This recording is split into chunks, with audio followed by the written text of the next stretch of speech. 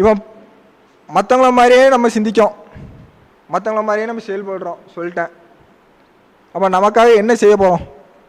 யாரா எனக்கு ஒரு ஆள் எழுந்துச்சு சொல்லுங்களேன். ஆனந்தமாக வாழறதுக்கு என்ன வழி?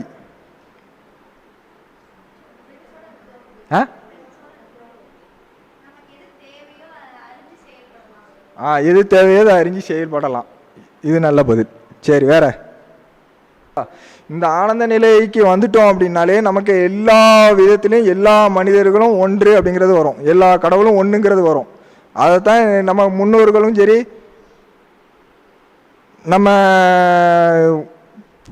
பழங்காலமாக பின்பற்றி வர மதங்களும் சரி இது எல்லாமே ஒரே விஷயத்தான் சொல்லுது. என்ன சொல்றது?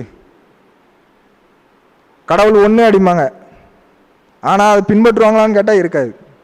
அவங்க இதை பார்த்துட்டு போயிட்டு தான் இருக்காங்க. அப்படி இல்லாமல் இந்த மாதிரி ஒரு மனிதத்துவத்திலையும் மனதை வந்து தெளிவு நிலையிலப்படுத்தி ஒரு விஷயத்தை நம்ம பார்க்குறோம் அப்படின்னு பார்த்தோம்னா அந்த இடத்துல வந்து கருணை அப்படிங்கிறது பிறக்கும்.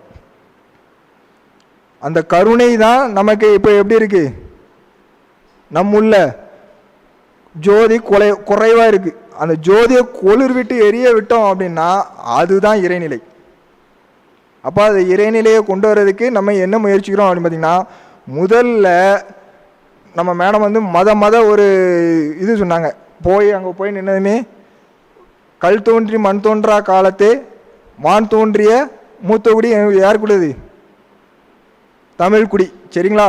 இந்த தமிழ் மண்ணில் இருந்து தான் நமக்கு எல்லா கலாச்சாரங்களும் எங்கே போயிருக்கு?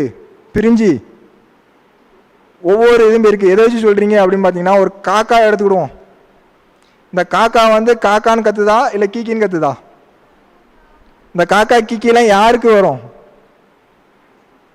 மனுஷங்க கற்றுக்கிட்டு இருக்கக்கூடிய அந்த மொழியில இருக்கு. இதே இது இங்கிலீஷ் காக்கா மாதிரி இங்கிலீஷ் அப்படின்னு சொல்லி கத்துதா? ஈன்னு கத்துதா? இல்லை. அப்போ இந்த மொழி எங்கேருந்து போயிருக்கோம்? எதை வச்சு நம்ம மொழியை உருவாக்குனாங்க அப்படின்னு பார்த்தீங்கன்னா, நம்மளுடைய முன்னோர்கள் வந்து இந்த மிருகங்களை வச்சு இந்த பறவைகளை வச்சு நமக்கு ஒரு மொழியை உருவாக்குறாங்க. இன்னும் தொன்மையான மொழிகள் நம்ம தமிழ் மொழியே இன்னும் தொன்மையானலாம் இருக்குது. அதெல்லாம் கேட்டால் நமக்கே புரியாது. அந்த மாதிரிலாம் நிறைய விஷயங்கள் இருக்குது. அப்போ இவ்வளோ விஷயங்கள் இருக்குது. ஆனால் நம்மளுடைய வாழ்க்கையை வந்து நம்ம எப்படி இது பண்ணிகிட்டு இருக்கோம் அப்படின்னு பார்த்தோம்னா, நல்ல சாப்பிடணும், படிக்கணும், தூங்கணும், அவ்வளோதான். சரியா? நம்ம அப்படி இல்லாமல் நம்ம கொஞ்சம் ஒரு படி முன்னால் போவோமே, அதான் என்னுடைய நோக்கம். ஏன்னா எல்லாரும் மாதிரி நம்ம இருக்கக்கூடாது. அப்படி தானே? நம்ம விரல் 5 ஒன்று போல் இருக்கிறதா? இல்லை. அப்போ விரலே ஒன்று போல் இல்லைன்னா ஏன் அவங்கள மாதிரியே நம்ம இருக்கணும்னு நினைக்கணும்? இது இந்த டைலாக் வந்து எங்கே சொல்லுவோம் அப்படின்னா, நமக்கு ஒரு பிடிக்காத ஒரு விஷயம் நடக்கும்போது, இல்லை நமக்கு பிடிக்காத ஒரு விஷயத்தை எதிர்கொள்ளும் போது நம்ம அந்த விஷயத்த சொல்லுவோம். ஏம்மா 5 விரல என்ன ஒன்று போலையா இருக்கு, ஒரே வீட்டு பிள்ளையாக தான் பிறந்திருக்கோம், ஆனால் நான் வேற அவன் வேற, எனக்கு ஒழுங்கு மாதிரி ஏதாவது சொத்த கொண்டா சொல்லுவோமா? அந்த மாதிரி இல்லாமல் அந்த 5யும் ஒன்று போல் ஒரே எதில் இருக்குது? கையில் தான் இருக்குது. நம்மளுடைய கையில் தான் இருக்குது அந்த 5 விரலும். எதற்காக இருக்குது? இந்த கை வந்து நல்ல அற்புதமாக செயல்படுறதுக்காக இந்த 5 விரல்களை உருவாக்கப்பட்டிருக்கு. அப்போ இந்த கையை வந்து எந்த அளவுக்கு அற்புதமான விஷயம்? ஒன்றும் புரியல, அப்படிதானே? சரி, இந்த கைங்கிறது என்ன அப்படின்னா, நம்மளுடைய ஒட்டுமொத்த அணுன்னு சொல்லலாமா? உங்களுக்கு புரியுற மாதிரி சொல்லணும்னா அணு அல்லது உயிர். சரியா? இந்த உயிராற்றல் வந்து எல்லாமே ஒட்டு மொத்தத்துக்கும் எனக்கு உங்களுக்கு அப்படிங்கிற வேறுபாடெல்லாம் கிடையாது. எல்லாத்துக்குமே ஒரே இதுதான் வரும். அது இருந்தால் தான் நம்ம உடலாக நம்ம வந்து உருவெடுக்க முடியும். ஆனால் இந்த கட்டமைப்பு அதுக்கப்புறம் என்ன ஆயிடுது அப்படின்னு பார்த்தீங்கன்னா, அவங்க சாப்பிடக்கூடிய ஆகாரம் ப்ளஸ்ஸு அவங்களுடைய மனதோட தன்மை, நம்ம மனதோட தன்மை எல்லாம் ஒன்று கூடி அது வேறு ஒரு கட்டமைப்பாக இருக்குது. இப்போ வேறு ஒன்றும் இல்லை. சின்ன பிள்ளையில் ஒரு வடிவமாக இருந்தோம். இப்போ அதே வடிவம் வந்து இப்போ இருக்குமா? இல்லை. ஏன் இல்லை? ஏன் வளர்ந்தோம்? சின்ன பிள்ளையாகவே இருந்துக்கலாம்ல. சாப்பிடுதோம். சரி, சாப்பிட்டா மட்டும் நம்ம வளருதோமா?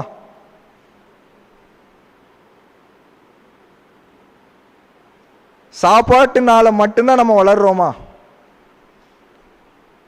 நான் ஏற்கனவே அப்படி சொன்ன மாதிரி நம்மளுடைய ஆகாரம் வந்து 20% 30% வரைக்கும் நமக்கு எனர்ஜியை கொடுக்கு. மீதி எனர்ஜி எங்கே இருந்து கிடைக்கி? பிரபஞ்சத்துலேருந்து யூனிவர்ஸ்லேருந்து கிடைக்கும்.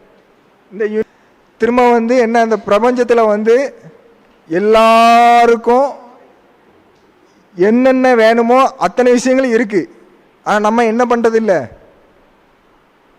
நம்ம வந்து பிறரை பார்த்து தான் அதை கேட்குறோமோ ஒழிய நமக்குன்னு ஒரு விஷயத்த நம்ம கேட்குறதே இல்லை. சரியா? இந்த பிரபஞ்சத்தில் உங்களுக்கு எனக்கு அப்படின்ட்டு எனர்ஜி இருக்கா? இல்லை எல்லாத்துக்குமே பொதுவாக தான் இருக்கா? உங்கள் பேர் என்ன?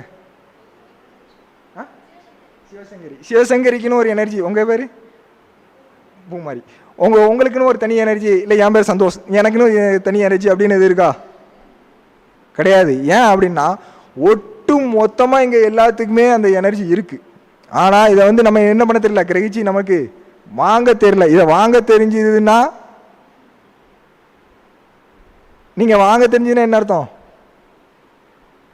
கோயிலுக்கு எதுக்கு போகிறீங்க? சாமியை எதுக்கு கும்பிட்றீங்க? நல்லது நடக்கும். எதாச்சும் நல்லது நடக்கும், நம்பிக்கை. சரி,